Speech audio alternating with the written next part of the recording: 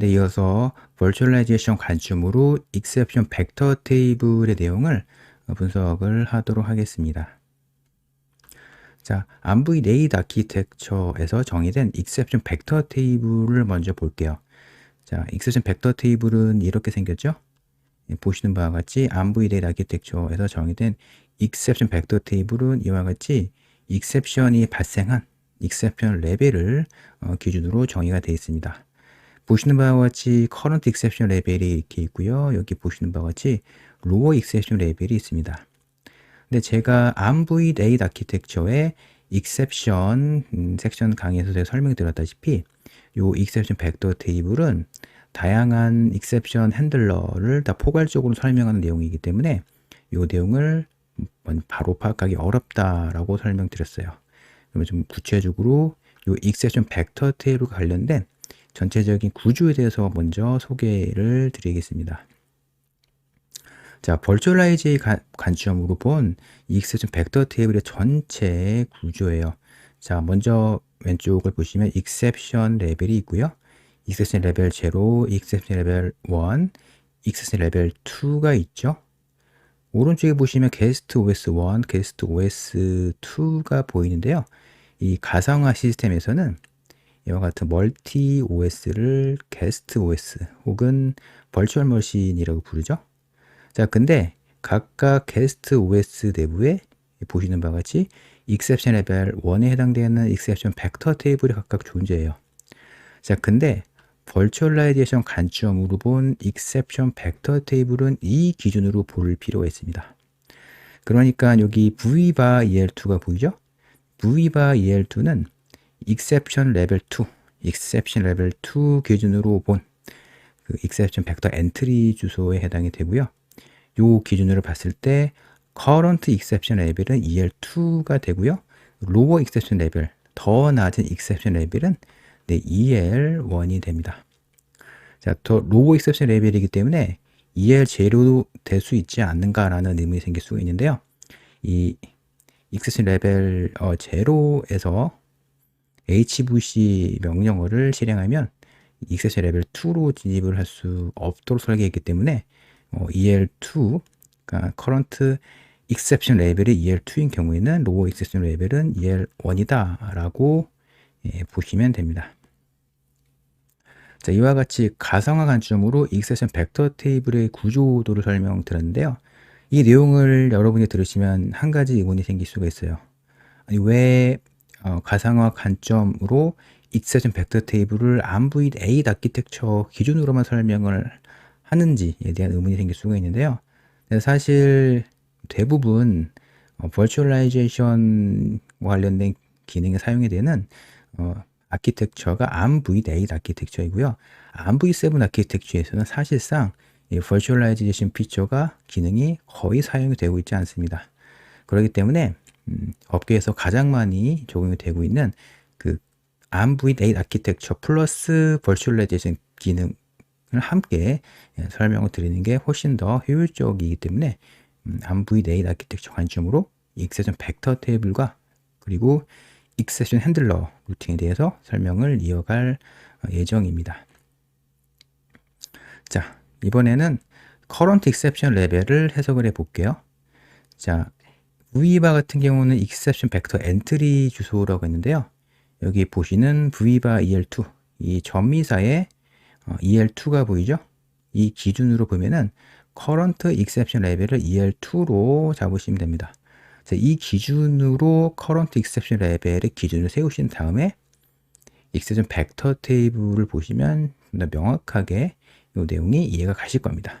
이어서 exception 벡터 테이블의 내용을 요 current level, exception level 2, exception 레벨이 exception level 2인 기준으로 이어서 설명을 이어가도록 하겠습니다. 자, 가장 먼저 요 빨간색 박스로 되어 있는 부분은 exception 레벨과 상관없이 같은 스택 포인터를 사용하는 경우인데요. 이 부분이죠. 그런데 리눅스 커널이나 혹은 젠 하이퍼바이저에서는 이와 같은 타입의 exception을 지원을 하고 있지 않습니다. 그렇기 때문에 오픈소스 진영에서 굉장히 많이 활용이 되고 있는 젠 하이퍼바이저에서도 이와 같은 익셉션이 지원이 되고 있지 않다는 사실을 알 수가 있습니다. 다음 강의에서 젠 하이퍼바이저에서 정의된 익셉션 핸들러 루틴을 분석할 텐데요. 그 코드를 보시면은 요 관련된 익셉션이 젠 하이퍼바이저에서는 지원을 하고 있지 않다라고 보시면 되고요. 젠 하이퍼바이저 이후에도 대부분 하이퍼바이저는 이와 같은 타입의 익셉션을 지원하고 있지 않습니다. 왜 그러냐면 현재 적용이 되고 있는 대부분의 시스템은 익셉션 레벨별로 각각의 스텝 포인터를 사용하고 있기 때문입니다. 자, 이번에는 이 빨간색으로 마킹된 이 부분에서 익셉션이 유발이 됐을 때 동작인데요. current exception 레벨이 EL2이기 때문에 EL2, 그러니까 EL2에서 실행이 되는 젠 하이퍼바이저에서 발생하는 익셉션을 처리하는 동작이에요. 보시다시피 synchronous IRQ, FIQ, S 에러 익셉션이 있죠. 이 각각 오프셋이 이렇게 정의가 되어 있습니다. 쉽게 설명을 드리면 EL2에서 어떤 소프트웨어가 실행을 하고 있는데 이때 익셉션이 유발이 되면 이 기준으로 정의된 오프셋을 적용한 주소로 프로그램 카운터가 브랜치가 된다라고 보시면 되고요. 이 프로그램 카운터가 브랜치가 되는 그 기준은 v/EL2라고 보시면 됩니다. 자, 이번에는 로어 익셉션 레벨에서 익셉션이 유발이 될 때의 오프셋 정보입니다. 자, 버추얼라이제이션 환경에서 로어 익셉션 레벨은 EL1이라고 볼 수가 있고요. EL1에서는 게스트 OS의 커널이 실행이 되고 있죠. 그러니까 버추얼라이제이션 관점으로 익셉션 벡터 테이블을 분석할 때 가장 중요한 부분이 이 부분이에요. 그러니까 가상 머신 혹은 게스트 OS에서 HVC 명령어를 실행하게 되면은 익셉션 레벨 2로 익셉션이 스위칭을 하면서 싱크로너스 익셉션이 유발이 되고요. 그리고 하이퍼바이저 컨피그레이션 레지스터를 지정하게 되면은 게스트 OS의 커널이 실행하고 있는데 인터럽트가 유발이 돼도 EL2에서 이를 먼저 받아서 처리를 할 수가 있어요. 이와 같이 버추얼라이제이션 기준으로 익셉션 벡터 테이블을 분석할 때 가장 중요한 내용은 이 내용입니다. 보시는 바와 같이 0x400, 0x480과 같은 오프셋이 적용된 주소로 프로그램 카운터가 브랜치를 하는데요. 이 프로그램 카운터 브랜치를 하는 기준은 이전 슬라이드에서 설명드렸다시피 v/EL2입니다. 그러니까 제가 이 기준을 설명을 드리는 거예요. v/EL2. 그러니까 EL2에 존재하는 소프트웨어가 하이퍼바이저잖아요. 하이퍼바이저가 EL2에 존재하는데 여기 v/EL2 기준으로 익셉션 벡터 주소로 프로그램 카운터 브랜치가 된다라고 보시면 됩니다. 자, 이번에는 로우 익셉션 레벨과 관련된 또 다른 내용인데요. 로우 익셉션 레벨은 역시 여기 보시는 바와 같이 명시가 되어 있는데요. 위에 있는 내용과 아래에 있는 내용은 같은 익셉션인데 보시는 바와 같이 아래는 32비트로 게스트 OS 커널이 실행이 되는 상황에서 이와 같은 오프셋이 적용된 주소로 프로그램 카운터 브랜치가 된다라고 보시면 됩니다. 여기까지 ARM v8 아키텍처에서 정의된 익셉션 벡터 테이블을 버추얼라이제이션, 가상화 관점으로 설명을 드렸는데요.